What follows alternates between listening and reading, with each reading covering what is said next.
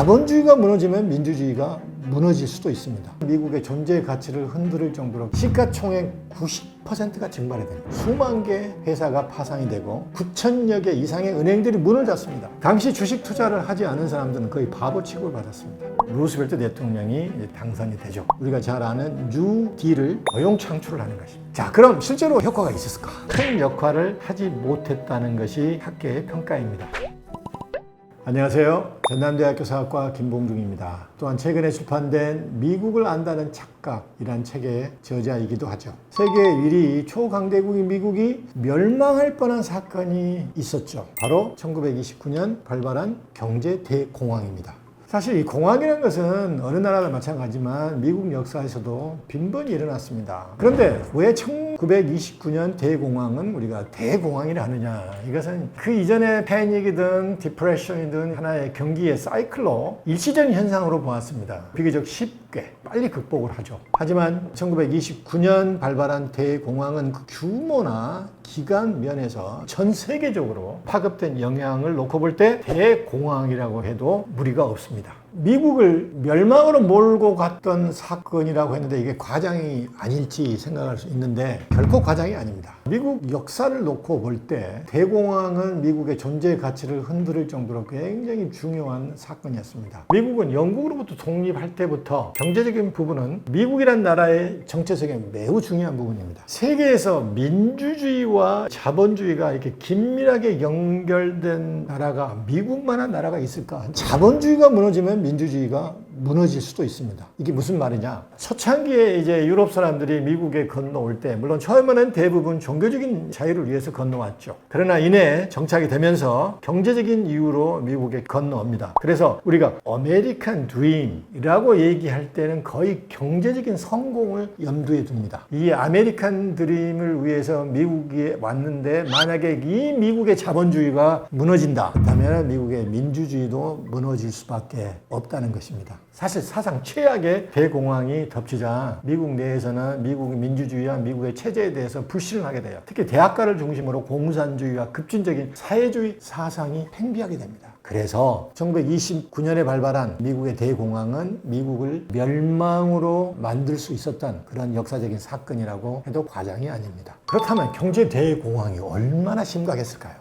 1929년 10월 24일 검은 목요일로 시작된 주식시장의 폭락. 3년 동안 시가총액 90%가 증발이 됩니다. 수만 개 회사가 파산이 되고 9천여 개 이상의 은행들이 문을 닫습니다. 약 1,500만 명이 실직을 해요. 1933년 대공황의 정점에서는 실업률이 무려 25%가 됩니다. 4명 중 1명이 일을 할 수 있어도 일을 못했던 그런 상황이죠. 이건 도시 농촌 할 것 없이 미국 대부분이 공황으로 타격을 받습니다. 농촌을 보면은 더스트 볼이라는 모래 폭풍이 겹치면서 텍사스, 오클라호마, 칸사스, 알칸소 이런 미국 중남부 지역의 농촌이 폐허가 됩니다. 그래서 이들 지역에서 수많은 사람들이 농토와 집을 뒤로 하고 다른 곳으로 이주를 하게 되죠. 그 사람들을 더스트 보울러라고 합니다. 캘리포니아만 해서도 25만 명 정도가 이제 이주를 하게 됩니다. 또 그때는 호보 인구가 굉장히 늘어나죠. 호보라는 것은 이 젊은 사람들이 일감이 없을 때 무작정 기차에 올라타서 도둑기차죠. 일자리를 얻으려고 전 미국을 방황했던 사람들이 호보라 그러는데 최소 200만 명, 최대 300만 정도였으니까 얼마나 많은 젊은이들이 도둑기차를 타고 전 미국을 횡단했을까요? 또 대공황 기간은 심리적인 부분도 굉장히 큽니다. 율이 30%나 올라갑니다. 뉴욕에서는 고층 빌딩에서 수많은 사람들이 투신 하게 되죠. 뉴욕의 브루클린 다리는 상징이 되기도 하죠. 그 정도로 그 시대가 그렇게 암울했던 상황이었던 것을 보여준다고 할 수 있습니다. 대공황이라고 이해하기 위해서는 그 이전의 시대도 이해를 해야 되는데 직전의 시대가 1920년대죠. 로링 20s, 광란의 시대, 그리고 restless, 안절부절한 시대, 또 다가오는 대공황을 염두에 두면은 흥청망청한 시대, 여러 가지 용어로 1920년대를 규정을 짓습니다. 한마디로 대공황이 터지기 바로 직전의 10년은 미국에서 최고의 호황기를 맞을 때였습니다. 당시 미국은 1차 세계대전을 치르고 나서 제1의 큰 보유국이 됩니다. 1차 세계대전 전에는 미국이 한 40억 달러의 채무를 유럽 국가들에게 주고 있었어요. 그러나 전쟁 이후에는 유럽 국가들이 미국에 무려 100억 100억 달러의 채무를 졌습니다. 그래서 세계의 부가 미국에 몰렸다고 해도 과언이 아니죠. 또 제조업을 보면은 1920년대 중반까지 미국의 제조업이 세계 제조업의 무려 40%를 장악합니다. 자동차만 보면 무려 80%를 장악합니다. 이걸 보면은 미국의 제조업이 어느 정도였는지를 우리가 이해할 수 있겠죠. 이게 이제 돈이 있는 사람, 부자들이 자기 돈을 가지고 흥청망청하게 사는 것은 별 문제가 없잖아요. 자본주의 시대에서. 그런데 문제는 상당수의 일반인도 그런 흥청망청한 기류에 편승을 하게 됩니다. 가장 중요했던 것이 주식 투자로 미국이 흥청망청한 시대에 녹아들게 됩니다.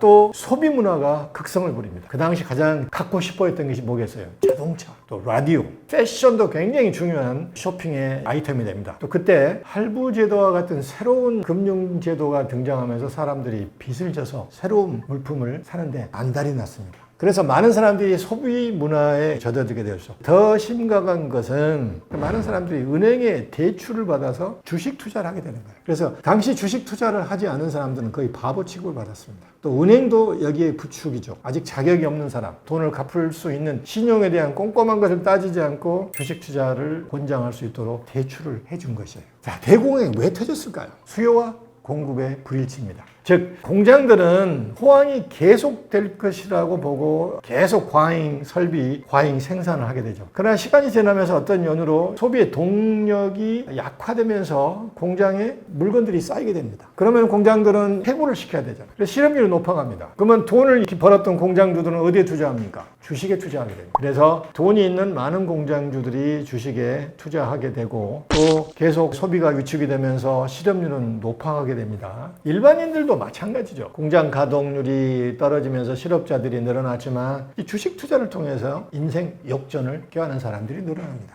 소득 불평등이 심화되는 상황에서 이러한 구조적인 문제를 해결하려고 정부가 나서는 것도 아니고 또 국민들이 노력을 하지 않고 하부적인 한방으로 아메리칸 드림을 획득하려는 그런 환상에 빠지게 되는 겁니다. 과연 정부는 대공황을 극복하기 위해 어떤 정책을 폈을까? 그런데 이걸 이제 지금의 기준으로 생각하면 곤란합니다. 그 당시 정부는 사실 거의 대책을 세우지 않습니다. 기존의 자유방임주의 원칙을 내세워서 경기 침체가 사이클의 일부이기 때문에 가만히 놔두면은 보이지 않는 손에 의해서 극복이 될 것이라고 믿었던 거예요. 1929년에 행정부가 출범한 후보 대통령도 똑같은 생각을 합니다. 그리고 나중에 1929년 9월에 검은 목요일이 터지고 10월에 경제 대공황이 본격적으로 시작이 됐음에도 불구하고 후보 대통령은 이건 일시적인 현상이지 우리가 시장 경제에 맡기면은 회복될 것이라고 믿었던 사람이에요. 그런데 그냥 무대책이었으면 좋은데 1930년 스무트 홀이라는 관세법을 통과시켜버립니다. 미국 역사상 가장 높은 관세법인데 미국에 들어오는 물품에 대한 관세가 무려 60%까지 부과가 됩니다. 미국 제조업을 보호한다는 명분인데 그러면 유럽 국가들은 가만히 있을까요? 그렇지 않죠. 미국 수입품에 대해서 보복 관세를 시행하게 됩니다. 그래서 관세 전쟁이 촉발하게 되고 그러면 세계 무역량이 감소될 거 아니에요. 그래서 결국 대공황이 악화됩니다. 소비자 물가는 상승이 되죠. 실업률은 또 증가되죠. 국제 무역 공조는 여러 가지 마찰로 약화가 되죠. 결국 스무트 홀리 관세법 때문에 대공황을 극복하기 대단히 중요한 국제 공조 부분이 약화돼 버린 거예요. 그런데 여기 이제 의문이 들 수가 있습니다. 자, 미국 공화당은 전통적으로 자유방임주의를 철저하게 지지했던 정당인데 왜 관세법을 지지했을까요? 경제가 위축되니까 수많은 의원들이 특히 농업과 제조업이 굉장히 중요한 지역구의 의원들이 관세법을 지지한 거예요. 그것과 상관없는 주들도 이런 흐름에 묻혀갑니다. 그래서 애국심에 호소하고 미국의 제조업을 살리자는 그런 애국주의적인 그런 흐름에 결국 공화당 의원들도 이게 따라가게 된 거예요. 연방준비제도도 사실상 거의 역할을 하지 못합니다. 1913년에 연방준비제도가 설립이 되죠. 우리가 연준이라고 그러죠. 근데 공황이 발생하니까 통화 공급을 줄이고 인플레이션을 억제하기 위해서 금리를 인하하고 긴축 정책을 펼칩니다. 또 은행의 대출을 어렵게 합니다. 이게 더 이제 대공황을 악화시키죠. 특히 이제 중소기업들이 대출을 받기가 어렵게 되니까 더 위축이 됩니다. 그래서 경기 침체를 가속하게 되죠. 사실 연준도 그 당시까지만 해도 자유방임주의에 익숙해져 있었기 때문에 연준이 제대로 된 정책을 펴지 못했다는 것보다는 아직까지는 갓 태어난 연준이 경험이 없었기 때문에 경제 대공황이 터지면서 우왕좌왕하다가 제대로 된 정책을 펴지 못했다고 하는 것이 정확한 표현일 수 있습니다. 후보 대통령이 아무런 역할을 하지 못하고 대공황이 악화되면서 1932년 선거에서 12년 만에 민주당 대통령 후보가 당선이 됩니다. 프랭클린 루스벨트 대통령이 당선이 되죠. 1933년에 이제 정권이 시작이 되는데 루스벨트가 당선된 가장 결정적인 배경은 대공황이죠. 우리가 잘 아는 뉴딜을 정책을 펴니다. 뉴딜 정책이 뭔가, 뉴딜에 대한 용어를 정확히 이해하면 좀 빠를 수 있어요. 딜이란 것은 이제 미국에서 카드 게임 할 때 새로 나눠준다는 얘기입니다. 그동안에 익숙했던 자유방임주의 제도가 아니고 새로운 판을 한번 짜보자. 자유방임주의가 아니고 새로운 원칙, 즉 정부가 주도적으로 시장 경제에 개입해서 대공황을 극복해보자. 이게 뉴딜 정책의 기본적인 원칙입니다. 지금과 동시에 대통령은 즉각적으로 시행했던 것이 뱅크 할리데이. 은행이 그동안 고생했으니까 휴가를 주는 게 아니고 잘못했기 때문에 정신 차리기 위해서 좀 쉬라는 얘기죠. 그래서 사실 대공황이 초래했던 굉장히 중요한 부분이 은행이 무방비적으로 대출을 했고 그에 따라 은행의 신용이 하락이 됐고 또 뱅크런이 일어났잖아요. 뱅크런이라는 것은 예금자들이 이제 겁이 질려서 계속 은행에 돈을 이제 인출하는 사건이 되면서 은행이 파산이 되는 거예요. 그래서 이런 문제 때문에 이제 은행에게 좀 쉬라. 당분간 이제 은행 업무를 정지시킨 것입니다. 그래서 회생 불가능한 은행은 아예 파산시키고 가능성 있는 은행들은 정부가 좀 지원하고 또 여러 가지 자구책을 마련해서 근력을 키워서 다시 신용을 얻은 상태에서 은행을 이제 오픈하라. 뱅크 할리데이 제도를 즉각적으로 채택을 합니다. 그리고 이제 실업률이 굉장히 중요하잖아요. 실업률을 낮추기 위해서 이제 정부가 공공사업을 펼칩니다. 그 대표적인 것이 테네시강 유역개발공사죠. 그래서 테네시, 켄터키, 버지니아, 조지아, 알라바마, 미시시피, 노스캐롤라이나 이런 지역과 겹쳐있는 강의 대대적인 유역댐 공사를 합니다. 그래서 수력 발전, 홍수관리, 토지관리, 또 환경보존, 토지공사를 시행을 하죠. 그런데 뭐 전력 문제라든지 홍수관리 이런 것도 중요하지만 루스벨트가 노렸던 가장 중요한 게 뭐겠어요? 고용 창출을 하는 것입니다. 사람들이 직장을 얻게 되고 수입이 생기면 돈을 쓸 거 아니에요. 물건을 사게 되고 그렇게 되면 이제 공장이 또 가동이 되고 그래서 이런 공공사업 정책을 통해서 경제 사이클이 활성화되도록 하기 위해서 이런 공공사업 정책을 폈던 것입니다. 이뿐만이 아니라 또 유명한 댐 공사가 라스베가스 인근에 있는 후버댐 건설이죠. 우리가 라스베가스 갈 때 보면은 후버댐을 거쳐서 가는데 테네시강 유역개발공사와 근본적으로 같습니다. 또 그리고 민간 자원봉사단 CCC라고 그러죠. Civilian Conservation Corps. 주로 청년들을 중심으로 국토 개발을 위해서 일자리를 주는 거예요. 산림, 숲 조성, 그리고 미국의 국립공원 조성에 투입이 됩니다. 지금의 옐로스톤이나 요세미트나 그랜드 캐니언 같은 대부분의 미국의 국립공원은 그때 CCC 대원들에 의해서 새로 단장된 것이죠.